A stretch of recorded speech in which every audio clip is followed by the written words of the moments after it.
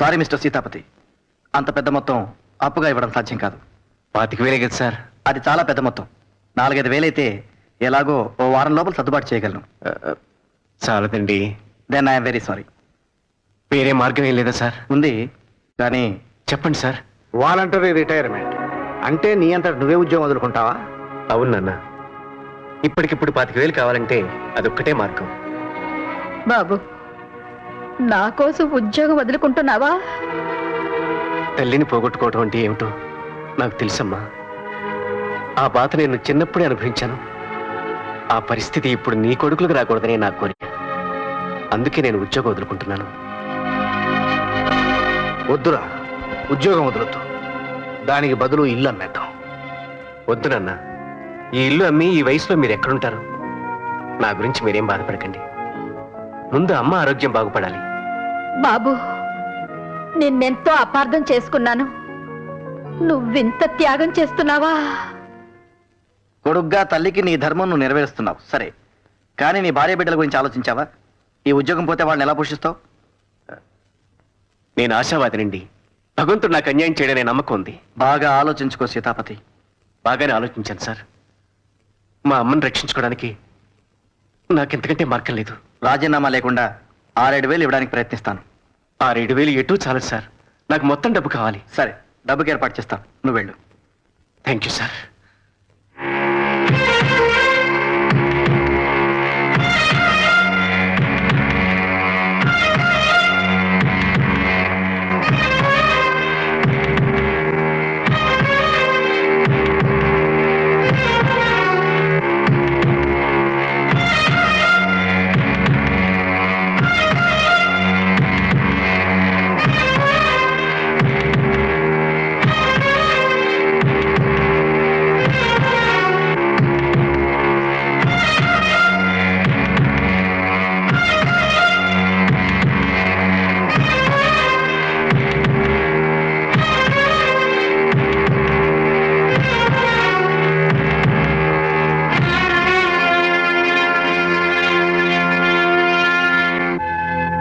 Doctor గారు,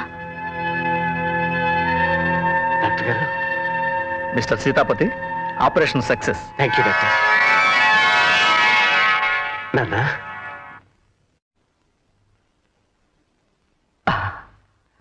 ఏమైందండి? ఎందుకు అలా ఉన్నారు? నాశనం అయిపోయింది. సర్వనాశనం అయిపోయింది రేఖ. నా బిజినెస్ పార్ట్నర్ రఘుపతి నన్ను మోసం చేశాడు. అన్ని తన పేరు రాయించుకున్నాడు. అసలు చూడకుండా మీరు సంతకాలు ఎలా చేశారండి? వాడిని నమ్మాను. నమ్మి నా వ్యాపారం అంతా వాడి చేతుల్లో పెట్టాను. నన్ను నిలువునా ముంచేశాడు.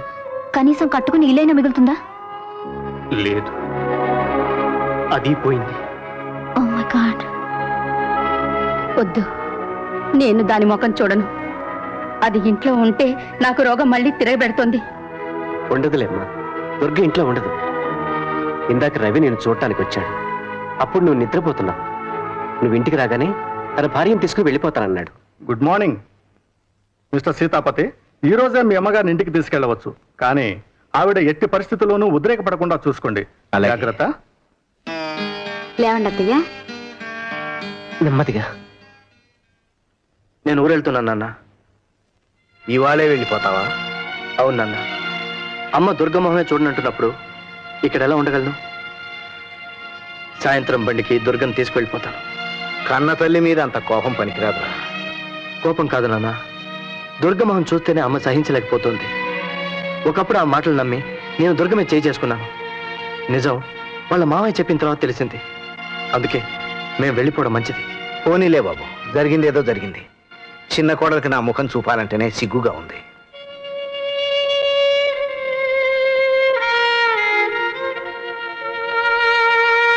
వెళ్ళొస్తాను మావయ్య. ఆయుష్మాన్ భవ. దేవుడు నాకు ప్రత్యక్షమై ఏదైనా వరం ఇస్తానంటే నేను వేరే ఏమీ కోరుకోను తల్లి. 2 క్షణాల పాటు నాకు కంటి చూపు ప్రసాదించు స్వామి.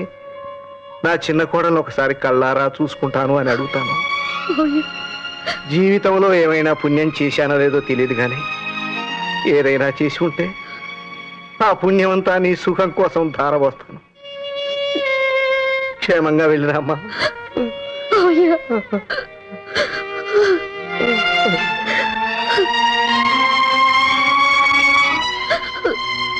వస్తాను మావయ్య.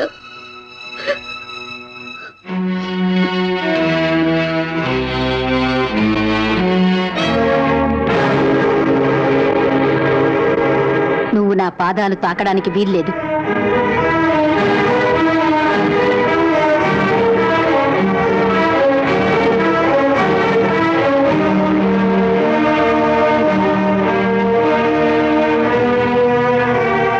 ఉండు తమ్ముడు. అమ్మా, చిన్న కోడలు నీ పాదాలు తాకని. వద్దు, వద్దురా. అమ్మా, సామాన్యంగా పిల్లలు తల్లి పాదాలు తాకితే పిల్లలకు పుణ్యం వస్తుందంటారు. కానీ ఇవాళ దుర్గ నీ పాదాలు తాకితే నీకు పుణ్యం వస్తుందమ్మా. ఏమిట్రా, ఆవిడ నా పాదాలు తాకితే నాకు పుణ్యం వస్తుందా? అవునమ్మా, ఇవాళ నువ్వు ఆరోగ్యంతో ఇంటికి తిరిగి వచ్చావంటే అది నా ప్రతిభ కాదు, ఈవిడ చలవ. ఆవిడ నాకేం చేసింది? నా కోసం ఉద్యోగం వదులుకున్నది నువ్వు. నేను ఉద్యోగం వదులుకోలేదమ్మా. దుర్గ నన్ను రాజీనామా చేయనివ్వలేదు. సార్, మీకోసం ఎవరో ఒక ఆవిడ వచ్చారు. అర్జెంటుగా మీతో మాట్లాడాలట. నా కోసం? అవును సార్.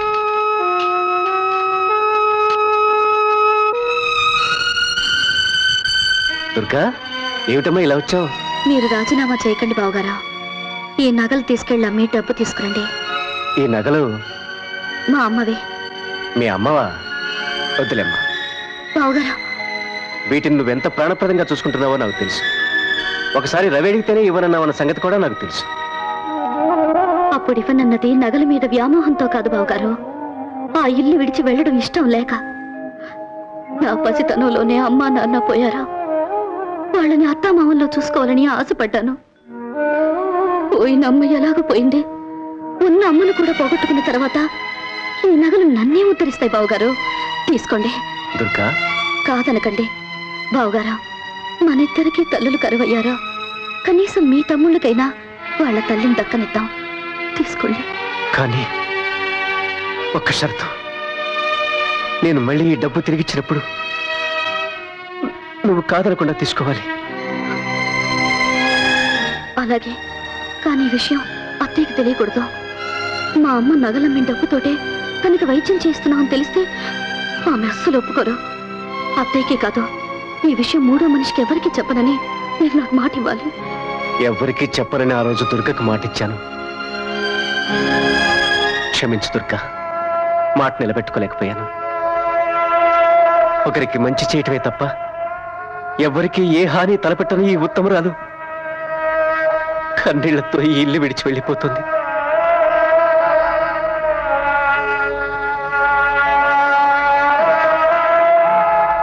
వెళ్ళమ్మా, నీ ఇష్టం వచ్చిన చోటికి వెళ్ళు. నేనంటూ చెప్పను. వెళ్ళు. రా దుర్గా.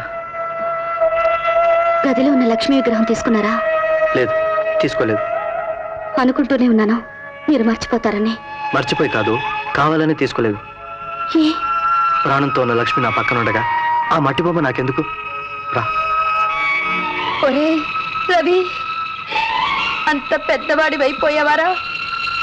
నా ప్రాణాలు కాపాడిన దుర్గా, నా ఇంటి మహాలక్ష్మిని తీసుకువెళ్ళిపోతున్నావా? వద్దురా, వెళ్ళొద్దురా దుర్గా. దుర్గా,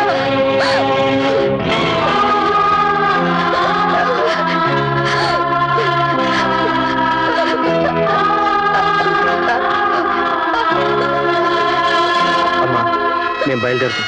బయట టాక్సీ వెయిట్ చేస్తుంది. టాక్సీ పంపించేసి ఒక లారీ పిలిపించు. లారీయా? లారీ ఎందుకు? రెండో కోడలు గారు వేరే ఇల్లు కట్టించుకుని ఎయిర్ కండిషన్ పెట్టుకున్నారుగా, గదిలో సామాన్లన్నీ లారీలో వేసుకుని కొత్తింటికి తీసుకెళ్ళమను. వెంటనే ఇల్లు ఖాళీ చేయమని ఆ గంగిరెద్దుతో చెప్పు. చూడదినా, నాన్న మళ్ళీ నన్ను గంగిరెద్దు అంటున్నాడు. కాకపోతే ఏమిటి బాబు, అత్తయ్య గారి పరిస్థితిలో ఉంటే ఆమె పక్కన కూర్చోవలసింది పోయి ఇప్పుడే రావడం. అత్తయ్యకి మొహం చూపించలేకపోయాం అక్క. ముందు అమ్మకి నాన్నకి క్షమాపణ చెప్పుకోండి. వద్దు, వాడికి అమ్మ అక్కర్లేదు, డబ్బే కావాలి. అలా అనకండి అత్తయ్య. నిజానికి మన కుటుంబం మొత్తానికి ఈరోజు పర్వదినం.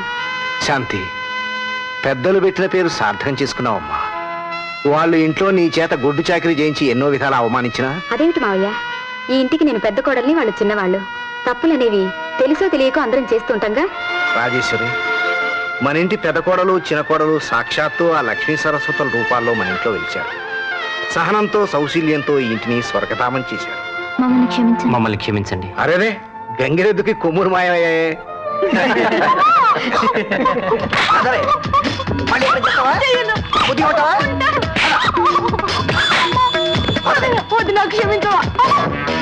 మమ్మల్ని ఏడిపించావు కదా బావా. పోనీలే బావా, ఇప్పటికైనా బుద్ధి వచ్చిందిగా. అవును బావా, ఈ ఆవేశం ముందే వచ్చుంటే నీకెంత పని తగ్గుండేది. పోనీలే, ఇప్పటికైనా వచ్చింది, అదే ఆనందం.